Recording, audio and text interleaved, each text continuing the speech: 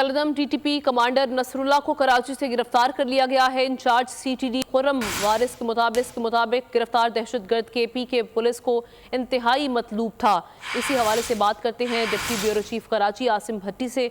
आसिम भट्टी, क्या तफसीलात सामने आई हैं इस कार्रवाई से मुताल्लिक?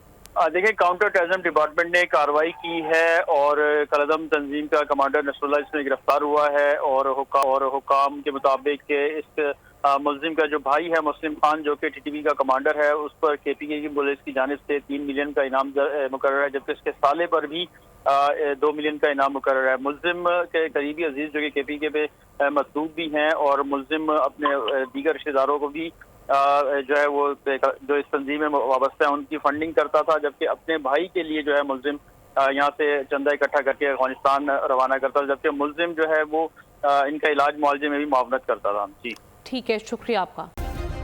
सब्सक्राइब करें और बेल दबाएं ताकि कोई खबर रह न जाए।